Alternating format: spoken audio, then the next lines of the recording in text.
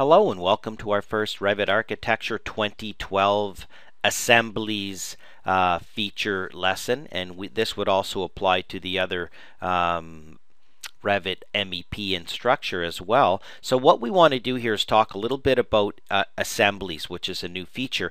And what you can do with Assemblies is it creates its own category. So you'll see it listed here separately, and you can create views of those assemblies, and you can tag and schedule and isolate those objects and really treat them separately while retaining them right within the model. It's kind of like a group, but much better. It's more like almost like an advanced type of group. So what I'm going to do is select all the objects and then put them in an assembly. Now, most objects can be part of an assembly, but some objects cannot. Doors and windows and walls and railings and roofs and columns and stuff are all valid objects. So I've just got a drafting view here, and I've got a list of all the things that cannot be included in an assembly. Okay. Assemblies and elements that are part of another assembly. Complex structures, trusses, beam systems, curtain walls, stacked walls. Unfortunately, curtain walls cannot be part of an assembly. Okay, groups, imports, images, links, okay, rooms, these are not allowed to be in an assembly. So that's just something to note. So going back to my 3D view, all I want to do is select all the objects here on the outside, the railings and the walls and stuff that would be maybe part of an assembly that I'm going to contract out to maybe someone to do the outside part of this building. So I want to select those objects. So I'm just going to go to my right hand side, and I'm just going to work my way around, and I'm just going to do a big crossing box right across here and grab all those objects. Now I'm going to turn around one way to the right using my view cube. Now I need to use my control button here to add to my selection set. So another select there. Okay, and all I'm really going to do is work my way around the building, selecting the objects that I want. I don't think there's anything else I need there. I'm going to turn around one more time.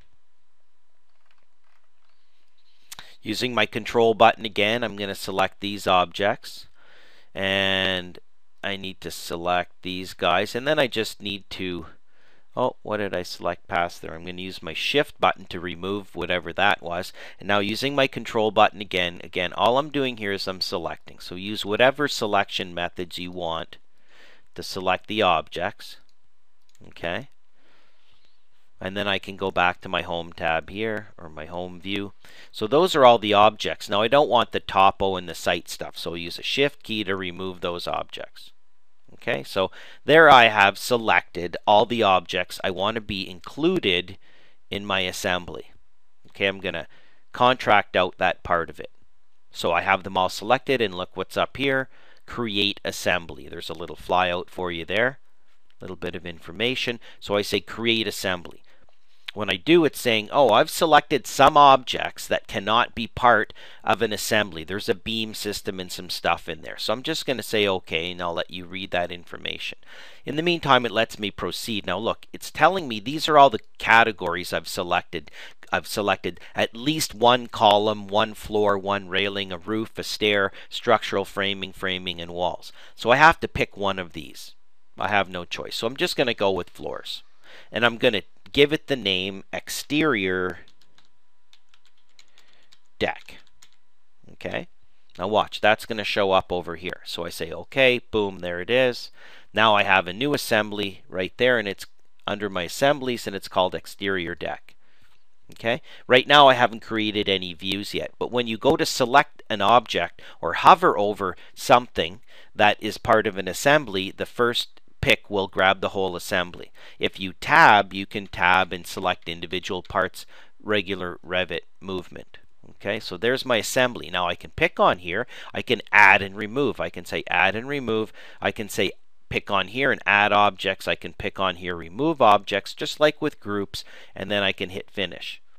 Okay, when the assembly is selected, okay, you can also go in here and hit this magical create views. This creates parts list, material takeoffs, sheets, and everything for you. It's amazing. So you say create view. and it says, okay, which views do you want? Do you want a sheet, part list, everything? So of course I want to pick everything in here. If you say sheet, it lets you pick a title block. If you don't have it, it won't. So we want to go in here. It says none. I'm going to pick load, and I'm just going to go down and pick my D size title block over there. It did a quick upgrade, by the way. And now watch all these views. Now I can set a default scale here for all of them. Adjust it later, it doesn't matter. So I'm going to say sure, that's fine. Hit OK. It's going to create all of those views for me. So I can go 3D exterior view here. There's my assembly. Okay, I can click out, I can select it. Okay, picking on here. When you want to do your editing, you want to go back and do it from your regular views. Okay, so now it's got these different views, a cross section here, and of course you can change your scale of these views, you can change your detail level, etc. Okay, go to schedules, so it's created a nice material takeoff for us here. Okay, you can have a look at that, put it on a sheet. Parts list, okay, all the different elements, parts, and you can modify this information. And then it created a sheet, and from there I can say, okay, well, you know, I can start to populate my sheet with my different views, okay, very quickly. Bring on a schedule. Oh, that one's a little bit too long. Let's go to a plan detail. Okay.